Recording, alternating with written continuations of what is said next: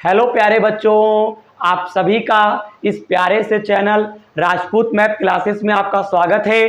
तो बेटा आज की क्लास में हम लोग यूपी पॉलिटेक्निक 2018 का जो मॉडल पेपर है बेटा, इसमें जो आपका मैथ सब्जेक्ट है यानी कि 2018 में आपका जो मैथ का सब्जेक्ट था, इसमें आपके 50 प्रश्न आए हुए थे जिन्हें हमें हल करना था। तो बेटा आज की क्लास में हम लोग इसी 50 प्रश्नों में हम लोग आज की क्लास में प्रश्न नंबर 21 से हल समझेंगे। यानी पेपर जो है 2018 का आपको हल करवाया जा रहा है, यानी मैथ सब्जेक्ट का। ठीक है बेटा, तो आज की क्लास में हम लोग 50 प्रश्नों में से यानी प्रश्न नंबर 21 से हल बेटा समझेंगे। बेटे इससे पहले की क्लास में हम लोगों ने प्रश्न नंबर 1 से लेकर प्रश्न नंबर 20 तक के सभी प्रश्नों का जो हल था डिटेल में, उसका हल हम लोगों ने पिछली वीडियो में बेटा हमने समझा था। अगर बेटा आप पिछली वीडियो देखना चाहते हैं तो बेटा आप हमारे चैनल की प्ले लिस्ट में जाएंगे और वहां पे बेटा आपको एक टाइटल मिलेगा यूपी पॉलिटेक्निक 2006 से लेकर 2006 से लेकर 2021 तक के जितने भी प्रीवियस पेपर हैं पिछले वर्ष के सभी मॉडलों पेपरों का आपको टाइटल दिखेगा लिखा हुआ। आप उस टाइटल के अंदर प्रवेश करेंगे तो आपको हर सन की जो भी पेपर है उसका हल आपको आसानी से मिल जाएगा। तो मुझे उम्मीद है आप इतनी बात समझ गए होंगे। आज की क्लास में प्रश्न नंबर 21 से हल समझेंगे। बेटा आज की क्लास में वीडियो में अंत तक बने रहिएगा।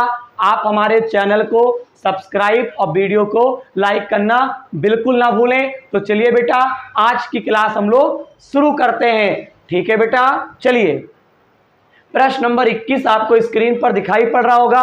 प्रश्न नंबर 21 कहता है बहुपद px एवं qx के लासा एवं मासा 56 x की घात 4 प्लस यक्स एवं 4 x की घात 2 माइनस यक्स प्लस का 1 है। यदि px बराबर इतना हो तो qx का मान बेटा ज्ञात कीजिए। अब ये qx का जो मान है वो बेटा आएगा कैसे, वो देखिए बेटा। सुनो बेटा, यहाँ पे आपको px और qx यानी लासा और मासा दे रखा है। प्रश्न को पढ़िएगा, यानी पहले लासा है तो पहला मान लासा का हो गया, बाद को मासा है तो बाद को मासा का मान हो गया।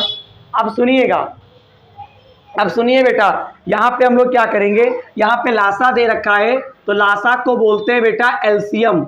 यानी एलसीएम बराबर आपको दे रखे हैं 56 x की घात 4 और प्लस का बेटे x दे रखा है। और सुनिए यहाँ पे आपको मासा को बोलते हैं HCF, यानी लोवेस्ट कॉमन मल्टीपल। लासा को बोलते हैं हाईएस्ट कॉमन फैक्टर, बेटा आपको मासा को बोलते हैं।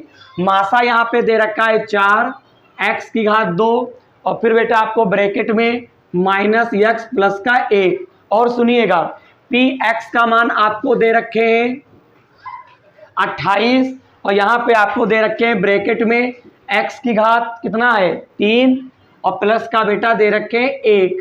और हमें इस सवाल में qx का मान बेटे ज्ञात करना है। एलसीएम दे रखा है और आपको HCF दे रखा है और बेटा आपको px दे रखा है, हमें qx का मान निकालना है। एक सवाल बेटा इस सूत्र पे आना तय है, पक्का है। तो बेटा देखिएगा बेटे, फार्मूला यहाँ पे आपका होता है, वो ध्यान से देखेंगे। फार्मूला होता है बेटा px गुणे, बेटा फार्मूला होता है px गुणे qx, ठीक है। और लासा यानी एलसीएम गुणे आपका होता है HCF। एलसीएम गुणे आपका फार्मूला होता है बेटे HCF। बता px का मान आपको दे रखे हैं 28 x की घात 3 प्लस 1, यहाँ पे बेटे qx दे रखा है। एलसीएम की अगर बात करें तो आपको दे रखे 56 x की घात 4। अगर बेटा आप इसे हल करो तो यहाँ पे हमने 56 लिखा, x कॉमन ले लोगे तो अंदर आपका कितने x बचेंगे 3 और यहाँ पे केवल एक x है तो बेटा केवल 1 बचेगा। तो यहाँ पे हम लिख सकते हैं एलसीएम के स्थान पे 56 x की घात 3 प्लस का बेटे 1 गुणे HCF के स्थान पे आप क्या लिखेंगे 4 x की घात 2 माइनस यक्स प्लस का 1। इतनी बात आपको समझ में आ रही बेटा। अब सुनिए बेटे, बेटा आप ध्यान दो, x की पावर 3 + 1 ये कैंसिल हो गया। और सुनिए बहुत ही अच्छी बात, 28 एकम 28 और बेटा 28 दूना होता है 56। तो बताओ बेटे क्यों x का जो मान होगा 2 चक्कू 8 और यहाँ पे x की घात 2 माइनस x प्लस का 1। तो बताइए क्यों x का मान 8 ब्रैकेट में x की घात 2 माइनस x प्लस का 1 हमें प्राप्त हो चुका है। यही आपका ऑप्शन जो होगा सही होगा। ठीक है बेटा, इस सूत्र पे एक सवाल आना तय है जो आपका 2022 में पेपर होगा। ठीक है बेटा, चलिए बेटा इसी के आगे अब हम लोग प्रश्न नंबर 22 का हल समझेंगे। प्रश्न आपको स्क्रीन पर बेटे दिखाई पड़ रहा होगा। अब सुनिए बेटा उसका हल किस प्रकार से होगा उससे हम आपको बताते हैं, ध्यान दीजिएगा। प्रश्न है, एक ठोस गोले को पिघलाकर 10 मिमी का मतलब होता है mm मिलीमीटर व्यास का तार खींचा गया। गोले की त्रिज्या 9 सेंटीमीटर हो तो तार की लंबाई क्या होगी।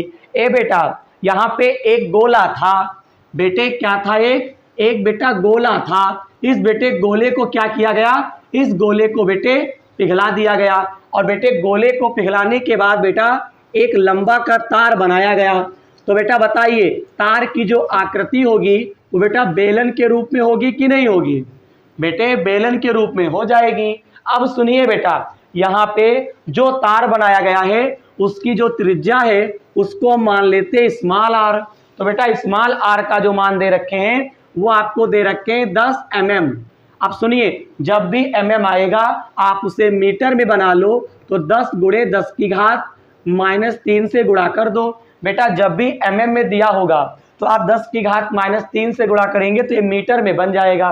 दूसरी चीज बेटा इस गोले की जो त्रिज्या है बेटे, इस गोले की जो बेटा त्रिज्या है बेटे, इस गोले की त्रिज्या आप मान लेते हैं कैपिटल आर। कितनी दे रखे हैं बेटा, आपको दे रखे हैं 9 सेंटीमीटर। अब बेटा सेंटीमीटर में है तो मीटर में बनाओगे तो इसमें गुणा करोगे -2 से। बताइए इतनी बात आपको समझ में आ रही है।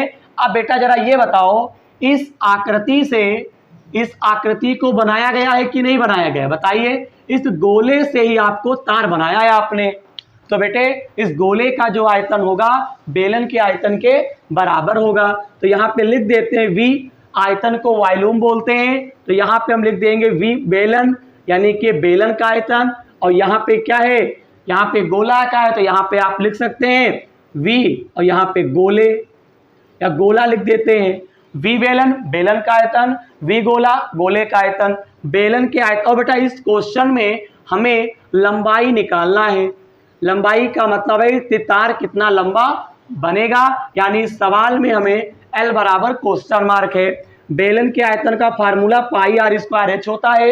यहाँ पे ऊंचाई है नहीं तो यहाँ पे बेटा हम क्या कर देंगे L कह देंगे। गोला गोले के आयतन का सूत्र बेटा होता है 4/3 पाई कैपिटल R क्यूब, क्योंकि इसकी त्रिज्या को कैपिटल R माना है। पाई से पाई कैंसिल कर देंगे। स्मॉल आर का मान कितना है बेटा, 10 गुणे 10 की घात -3। और हाँ बेटा एक ये गलती हुई है बेटे, यहाँ पे आपको व्यास दे रखे थे, यहाँ पे बेटा ये क्या आपको दे रखे हैं बेटा, यहाँ पे गलती हो गई, यहाँ पे आपको दे रखे हैं व्यास। सवाल को पढ़िएगा, यहाँ पे बेटा आपको क्या दे रखे हैं, व्यास दे रखे हैं। बेटा त्रिज्या निकालोगे तो यहाँ पे इसकी जो त्रिज्या निकलेगी तो व्यास जितना होता है उसको आधा कर देते हैं। तो बेटा त्रिज्या यहाँ पे जो आएगी वो 5 गुणे 10 की घात -3 मीटर आ जाएगी। ये बेटे क्या गई त्रिज्या। आपको त्रिज्या निकालना पड़ेगा बेटे, क्या निकालना पड़ेगा, त्रिज्या निकालना पड़ेगा। आपको ये व्यास दे रखे थे, ठीक है, मैंने यहाँ पे लिख दिया है। तो यहाँ पे बेटा 5 गुणे 10 की घात -3 और यहाँ पे पावर लगा दो, L लिख दो, 4/3। कैपिटल R का मान कितना है बेटा, 9 गुणे 10 की घात -2 पावर कितनी 3।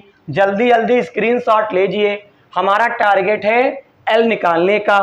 चलिए बेटा ये मिटाल देते हैं। अब बेटा आप देखो, अब बेटा देखो ये वाला पावर 5 पे आएगा तो ये बनेगा 25। 2 की गुणा 3 से करेंगे 10 की घात -6। और सुनिए बेटा इसके गुणे में चल रहा है L। यहाँ पे बेटा ध्यान दो, 4 बटे कितना है 3 है, ये वाला 3 9 पे आएगा, 9 को 3 बार लिखोगे, गुणा करोगे 729, 3 दूनी 6, 3 एकम 3, 3 दूनी 6, 3 चक्कू 12, 3 तिहाई बेटे 9। L बराबर आएगा 4 गुणे 243 10 की घात -6 या -6 काट दीजिए, तो यहाँ पे 4 गुणे 243 और बटे में कितना आ गया बेटा 25। इतनी बात तो आपको समझ में आती होगी। गुणा कर दो बेटे, 4 तिहाई 12, 4 चक्कू 16 17, 4 दूनी 10। एक बार चेक कर लेते हैं, 4 तिहाई 12, 4 चक्कू 16 17 का 7, 4 दूनी 8 और बेटा कितना बनेगा 9 बनेगा। हाँ भाग कर दो, 25 को 972 से, 25 तिहाई बेटे 75, 222 बनेगा, 25 अठे 222। ठीक है, टाइम बहुत कम बचा है, बहुत जल्दी प्रश्नों का हल समझेंगे। अब यहाँ पे बेटा 22 पॉइंट लगाओगे 0, 25 अठे कितना होता है 200, कितना बचेगा 20, 25 अठे 200, 38 पॉइंट आपका 88 आंसर आ जाएगा, 38.88 मीटर। बताइए प्रश्न नंबर 22 का हल आप समझे बेटा। अगर प्रश्न का हल अगर समझ में आ रहा हो तो बेटा वीडियो को लाइक और चैनल को सब्सक्राइब करना बेटा बिल्कुल ना भूलें। चलिए बेटा जल्दी जल्दी इसी के आगे अब हम लोग प्रश्न नंबर 3, हाँ प्रश्न नंबर बेटे 23 का हल समझेंगे, यानी 3 तक हो गए समझो आज की वीडियो में। अब सुनिए बेटा, प्रश्न नंबर जो 23 है उसको एक बार हम पूरा पढ़ देते हैं। सुनो पूरा पढ़ते हैं बेटा। प्रश्न नंबर कौन सा बेटे, प्रश्न नंबर आप कौन सा है 23, ध्यान दीजिएगा। एक नल एक टंकी को 5 घंटे में भर सकता है, दूसरा नल उसी घंटे को यानी दूसरा नल उसे 10 घंटे में भर सकता है, जबकि तीसरा नल टैंक को 7 सही 1/2 घंटे में खाली कर सकता है। तीनों को एक साथ खोला जाए तो टंकी को भरने में लगा समय ज्ञात कीजिए। ए बेटा हमको इस प्रश्न में समय निकालना है। देखिए बेटा बहुत ही आसान है। एक नल है तो पहले वाले नल को हमने ए मान लिया, 5 घंटे में भरता है। भरने वाले सवाल जो होते हैं, भरना और खाली वाले सवाल, तो उसमें क्या करना, जो घंटे दे रखा है उसको बटे में कर दिया करो। तो ए वाला भरता है 5 घंटे में, 5 कहाँ गया बटे में, टाइम है नहीं जल्दी समझेंगे। अब सुनो दूसरा वाला जो आपका है, दूसरा वाला कितने घंटे में 10 घंटे में भरता है, तो 1 बटे कितना हो गया 10। तीसरा वाला कितनी देर भरता है, यहाँ पे 7 सही 1/2 दे रखे हैं, जितने घंटे होंगे उन्हें बटे में कर देना है, 1 के नीचे लिख देना, तो 7 सही 1/2 हो गया। ठीक, इसे सॉल्व करो तो बेटा सॉल्व करो, 2 सते 14, 14 और 1 15, यानी कहने का मतलब है 15/2। ऐसा हम लोग पिछली क्लास में पढ़ रखे हैं, ये 2/15 आ जाएगा। अब जरा बेटा हमें ये समझाओ, यहाँ पे ए का मान आ चुका है, बी का मान आ चुका है, सी का मान आ चुका है। अब बेटा हम इसमें क्या करने वाले हैं मालूम, हमें ये पता करना है कि यहाँ पे हमें तीनों को अगर एक साथ खोल देंगे तो टैंक को भरने में कितना समय लगेगा। अब बेटे हमको टैंक को भरना है, अब बेटा हमें कितना समय लगेगा इस चीज़ को चलिए हम बताते हैं आपको। तो बेटे तीनों को देखो, पहले ए वाला भरता है 5 घंटे में, तो बेटा ए हो गया प्लस में, बी वाला 10 में भरता है प्लस का, लेकिन जो तीसरा वाला नल है वो खाली कर देता है, टंकी को खाली कर देता है, बर्तन को जिसमें पानी भरा जा रहा है बेटा खाली कर दिया, कुछ नुकसान हो गया, इसको आप क्या कर दोगे बेटे माइनस कर दोगे, और बेटे इसके गुणे में n और बराबर का हम लोग 1 कर देंगे। क्यों 1 लिखेंगे, क्योंकि यहाँ पे बेटा एक नल है। सुनिए ये बात समझ में आ रही है, ये फैक्टर है लगाने का n का, n को यहाँ पे छोड़ के t मान लो, समय आ जाएगा। अब सुनिए बाबू 1/5, b के स्थान पे 1/10, c के स्थान पे 2/15 और इसके गुणे में t बराबर 1, लासा ले लो 5, 10 और 15, तो यहाँ पे हम लोग लासा ले लेते हैं बेटे, यहाँ पे लासा ले लो 60 ले लो, 60 रहने दो 30 ले लेते हैं। बताओ बच्चे बटे में 30 हो गया, 5 के पहाड़े में 30 कितनी बार में आएगा 6 बार में, 10 के पहाड़े में 3 बार में, 15 के बारे में 2 आएगा, 2 बार में तो 2 ऊपर है ही है और 2 आएगा भी, तो 2 दूनी 4। ठीक है, ज़्यादा समय है नहीं, जल्दी कैलकुलेशन समझेंगे।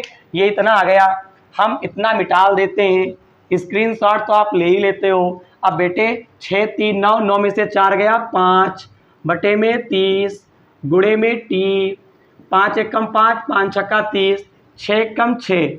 बताओ टी बराबर कितना आ गया?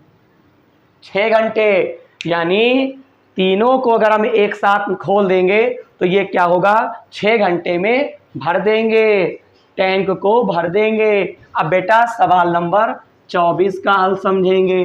जल्दी जल्दी सवाल का हल समझेंगे। अब सुनो बेटा, सवाल नंबर 24 थोड़ा लॉजिक है, आपको समझना पड़ेगा बेटे। हमसे कहता है 240 विद्यार्थियों के समूह में 200 इतिहास लेते हैं, 90 भूगोल लेते हैं। ठीक है, 20 विद्यार्थी दोनों में से कोई विषय नहीं लेते हैं। कितने विद्यार्थी दोनों विषय लेते हैं?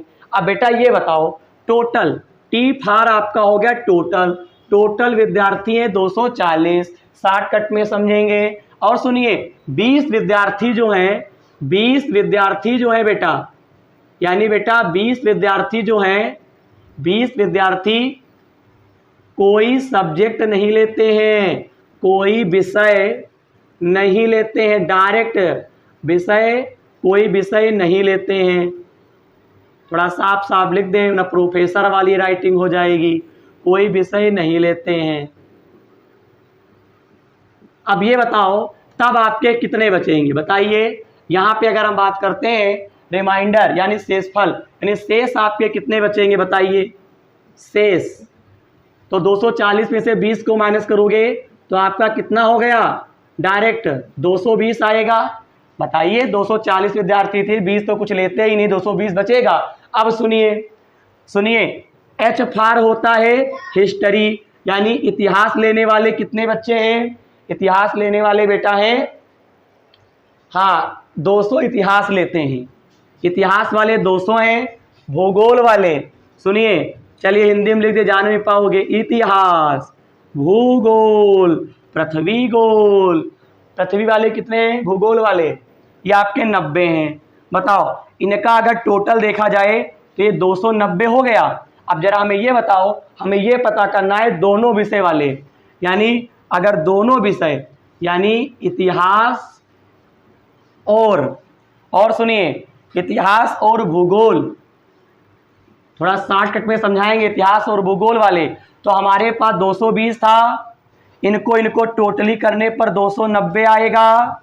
290 में से 220 को माइनस करो, 70 आ गया, नहीं आ गया? यानी कि 70 विद्यार्थी ऐसे होंगे जो दोनों विषय ले सकते हैं। थोड़ा लॉजिक सवाल था। 240 विद्यार्थी थे, 20 विद्यार्थी कुछ लेते ही नहीं है, 220 बचेगा। 200 इतिहास लेते हैं, 90 भूगोल लेते हैं, 290 में से 220 को माइनस 70 आंसर आ जाएगा। मुझे उम्मीद है प्रश्न नंबर 24 का हल समझ गए होंगे। चलिए अब बेटे, अब हम लोग समझेंगे प्रश्न नंबर 25 का हल, जो कि ऊंचाई और दूरी का है।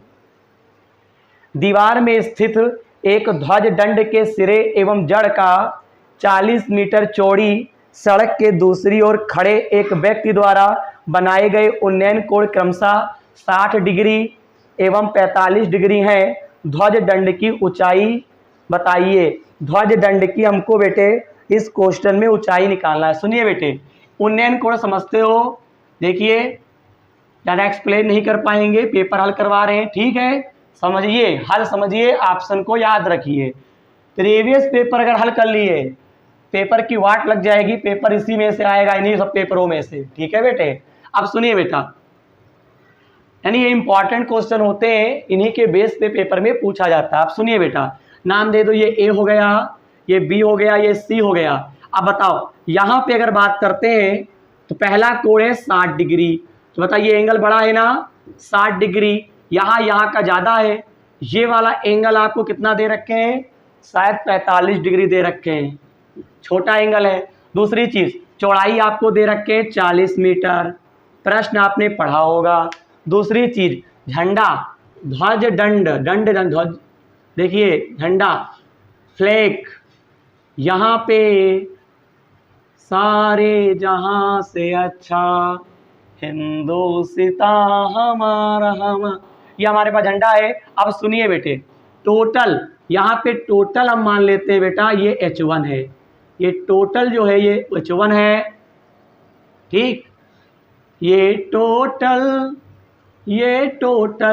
H1 है। हमको यहाँ पे इतनी यानी H2 का मान हमें इस प्रश्न में बेटे निकालना है। इस प्रश्न में जो बहुत बड़ी बात है वो है हमें H2 निकालना है। बताओ ये बात आपको समझ में आती नहीं आती है? ए बी सी यहाँ पे डी नाम दे दिया।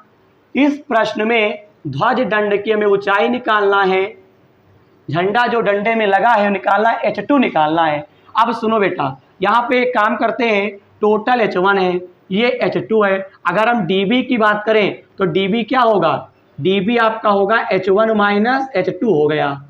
आप समझ पा रहे होंगे बेटे? ए मेरे हीरा सुनो, ये टोटल H1 है, ये H2 है, H1 से H2 माइनस करोगे तभी तो dB का मान आएगा। समझ गए होंगे? इतने तो भैया दिमागी हो चुके हो। यहाँ पे त्रिभुज ले लेते, जल्दी जल्दी त्रिभुज ले लेते हैं बेटा, ले लेते सब बड़का त्रिभुज ले लेते हैं पहले। ए सी बी, तो बताओ ACB में एंगल कितने अंश का? 60। ये ऊंचाई दूरी के सवाल है, tan से लगते हैं लंब बटे आधार। लंब कितना है बेटा? AB, डायरेक्ट लगा डायरेक्ट, लंब आपका ये H1 है, पूरा ले लेंगे H1। आधार, लंब बटे आधार, आधार कितना है? 40। tan 30 का मान होता है 1/√3, सॉरी 30 नहीं है 60 है, गजब हो गया, √3, H1 बटे 40, H1 बराबर कितना आ जाएगा? 40/√3। अब जरा ये बताओ हमें अब कौन सा त्रिभुज लेना है? छोटका वाला बाबू मेरे, छोटका वाला नाम है CBD। त्रिभुज CBD में कितने अंश का एंगल? 45। tan 45 बराबर बेटे लंब बटे आधार, लंब कितना है? dB, तो ये कितना लोगे? H1 माइनस H2 बटे में आधार कितना है बाबू? 40। tan 45 का मान 1, मान याद कर लो भैया, नखरा मत करो। तो यहाँ पे बेटा अगर इसके आगे कैलकुलेशन करते हो, H1 माइनस H2 बराबर आपका कितना आ जाएगा? 40 से कम 40, ये 40 आ गया। इतने बात समझ में आ रही है? स्क्रीनशॉट फटाफट CBD। अब सुनिए भैया, H1 का मान है 40√3, H1 का मान पुट करिए यहाँ पे 40√3 माइनस का H2 बराबर का 40। अब सुनिए 40√3 है, टारगेट है H2 निकालने का, 40 इधर लाओगे तो काहे का? माइनस का हो गया। H2 बराबर 40 कॉमन है, अंदर क्या बचेगा बेटे? √3 माइनस 1। बता बेटा ये समझ पाए कि नहीं समझ पाए? यानी 40√3 माइनस 1, 40√3, हाँ 40 बाहर है और अंदर √3 माइनस 1 आंसर बेटा आएगा। मुझे उम्मीद है कि आप इस प्रश्न का हल जो है समझ पा रहे होंगे। स्क्रीनशॉट फटाफट लीजिए। गजब है गजब, हो गया। अब सुनिए आगे, इसी के आगे अब हम लोग प्रश्न नंबर 26 का हल समझेंगे। जल्दी जल्दी देखिए प्रश्न नंबर 26 का हल। यू आर समझिंग भैया? 26 नंबर, उन बिंदुओं का बिंदुपथ का समीकरण जिनकी x अक्ष से दूरी y अक्ष से दूरी की n गुनी होगी। बेटे कार्तीय तल पे आ जाओ।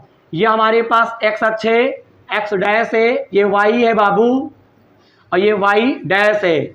थोड़ा होले होले समझिए। अब सुनिए, इस बिंदु को बोलते हैं मूल बिंदु। 0,0 हो गया। अब जरा ये बताओ हमसे, ये बताओ पहले, अगर x अक्ष है तो बेटे x अक्ष पे काटा गया अंतःखंड A, यानी कि A पर तो मान होगा। अगर x अक्ष है तो x अक्ष पे तो मान होगा y पर 0, हमने मान लिया a। देखो कोई भी बिंदु होता है, पहला वाला मान x का, दूसरा वाला मान y का, x का मान a, y का मान 0।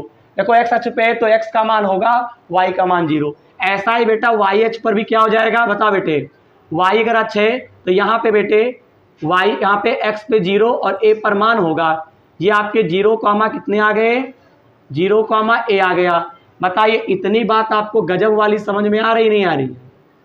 अब देखो बेटा, अब अगर हम बात करते हैं, लेकिन कहता है यहाँ पे जो y अक्ष की जो दूरी है वो n गुनी है, यानी a तो थाया भैया an हो जाएगा, an हो जाएगा। अब सुनो बेटा, हम क्या करेंगे, अगर इसको बढ़ाते हैं और बेटा यहाँ पे ले आते तो यहाँ पे एक बिंदु मिल जाएगा, ठीक है। इस बिंदु के जो निर्देशांक होंगे वो क्या होंगे, तो बेटा इस बिंदु के निर्देशांक a और फिर क्या होगा an, क्या हो जाएगा बेटा, an हो जाएगा।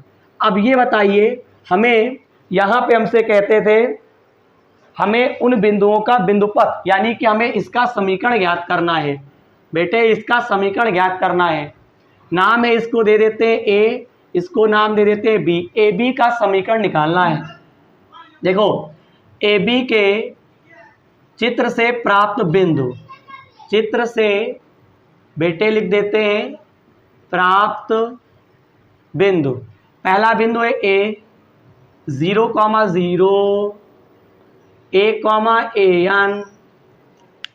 चित्र से प्राप्त बिंदु, पहले वाले को x1 y1 x2 y2 मान लो, ठीक है। x1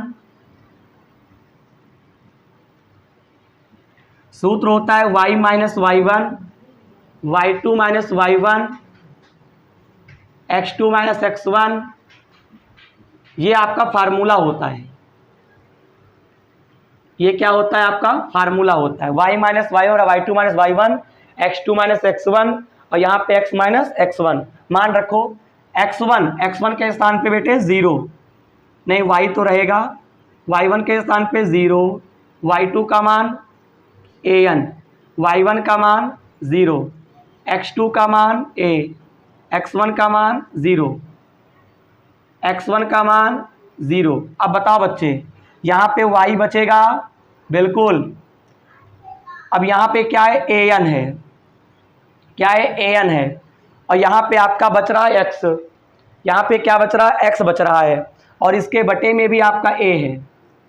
a से क्या हो गया, कैंसिल, y an ऊपर है, बटे में a कैंसिल, गुणे में x रहेगा। अब बाबा ध्यान दो, x की गुणा n से करोगे तो y बराबर क्या आएगा, nx आएगा। बताइए ab का जो समीकरण होगा वो आपका हो जाएगा y बराबर nx। चलिए स्क्रीनशॉट लीजिए। इसी के आगे अब हम लोग प्रश्न नंबर 27 का हल समझेंगे। देखिए बेटा, देखिए, x अक्ष के समांतर रेखा जो x अक्ष से b दूरी पर है। बेटा गजब वाली बात है, x अक्ष के समांतर, x अक्ष के समांतर रेखा जो x अक्ष से b दूरी पर है। देखो इसमें एक लॉजिक है, आप उस लॉजिक को याद रखेंगे, इतना टाइम भी नहीं है बताने का भी। x अक्ष के समांतर रेखा जो x अक्ष से दूरी b है, दूरी b दे रखी है, दूरी कुछ भी हो सकती है। अगर x अक्ष के समांतर है तो जान जाओ कि तुमको y बराबर निकालना है, y अक्ष के समांतर है तो x बराबर निकालना है। तो x अक्ष के समांतर कहता है तो आप y बराबर दूरी को b बराबर कर देना। फिर समझो, x अक्ष के समांतर कहेगा, जान जाओ y बराबर निकालेंगे, जितनी दूरी होगी y के बराबर लिख दीजिएगा, आंसर हो गया। अगर y अक्ष के समांतर कहता तो x बराबर लिखते और जितनी दूरी होती वो लिख देते। इस प्रकार से प्रश्न नंबर 27 का हल कंप्लीट। प्रश्न नंबर 28 कहता है, यदि दो संख्याओं का योग 25 एवं उनका गुणनफल 144 है तो उन संख्याओं का अंतर क्या होगा। दो संख्याओं का योग है, तो बेटा जल्दी मान लो कॉपी पे, माना पहली संख्या माना पहली संख्या x तथा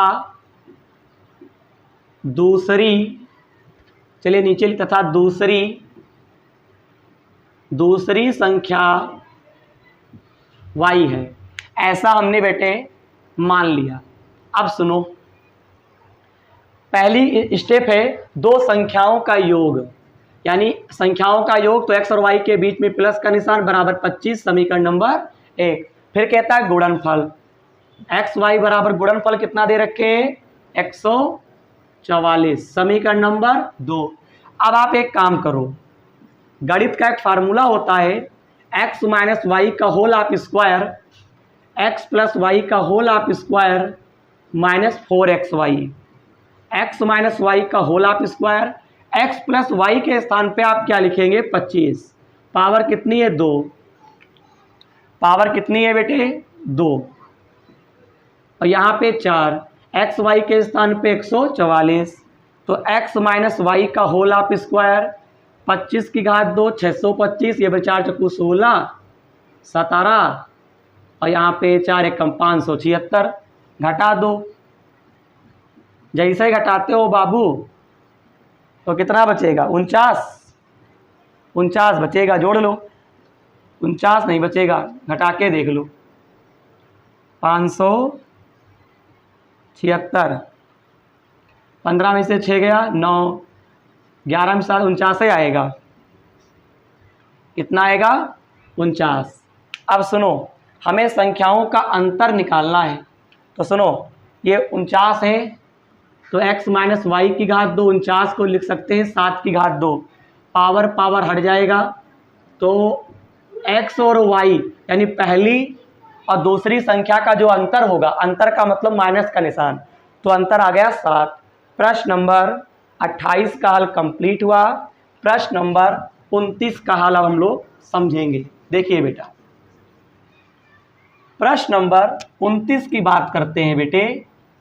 देखो प्रश्न नंबर 29, तब तक पढ़िए आप कि प्रश्न क्या कह रहा है। चलिए प्रश्न नंबर 29 क्या कहता है, 6 घंटियां एक साथ प्रातः को 8 बजे बजी, यदि ये सभी 2 4 6 8 10 12 मिनट के अंतराल पर बजती हैं तो पुनः कितने बजे इकट्ठा बजेंगी। चलिए 2 4 6 8 कितने घंटे में इनका अंतर है, देखिए एक साथ कब बजेंगी। तो सुनिए यहाँ पे जो संख्याएं, पहली चीज़ तो है ये एक साथ ये 8 बजे बजती हैं, यानी यहाँ पे जो घंटियों को जो बजने का समय है वो 8 बजे है। कितना है 8 बजे।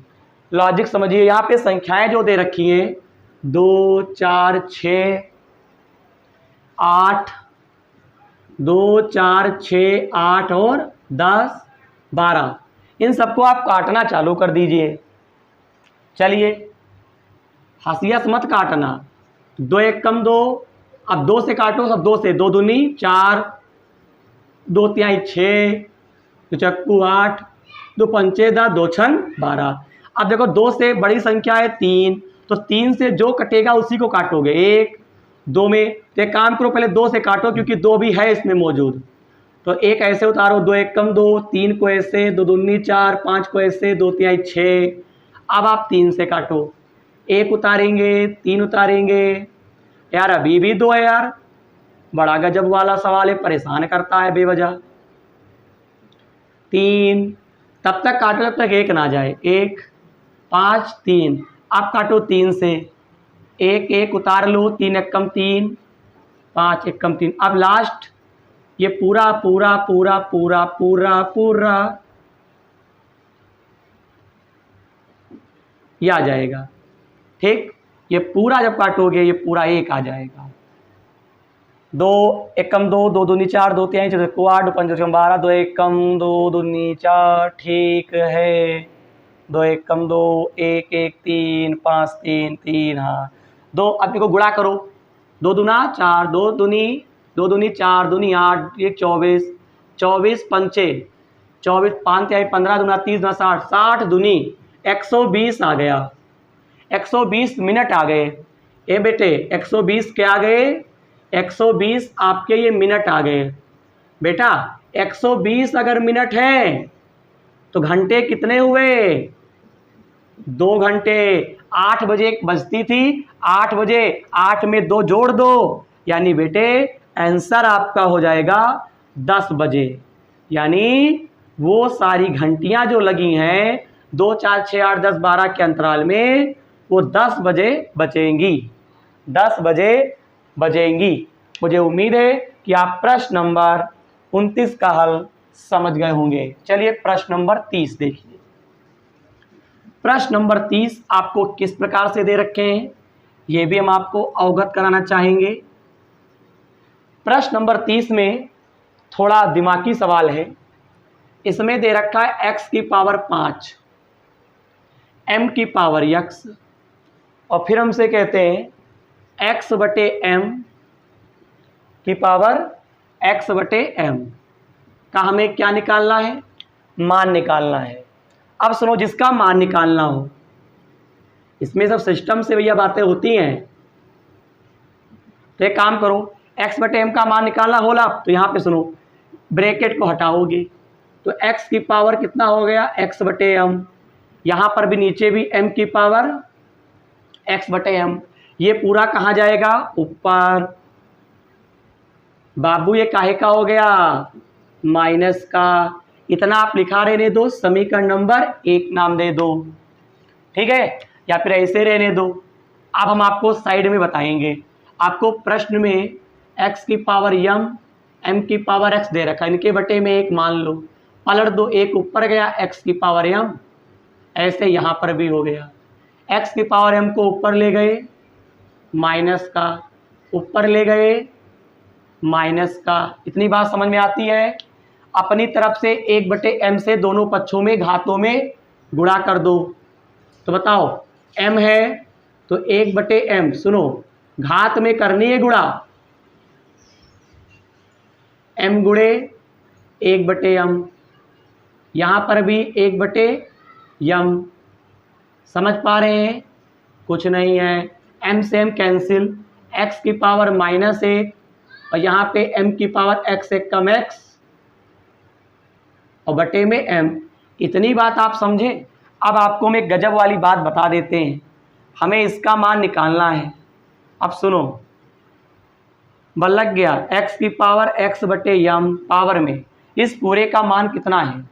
x की पावर -1 है, इसके स्थान पर ये, तो ये आधार बराबर है, घाते जुड़ेंगे, यहाँ पे घाते एक प्लस में एक माइनस में है, तो घट जाएगा।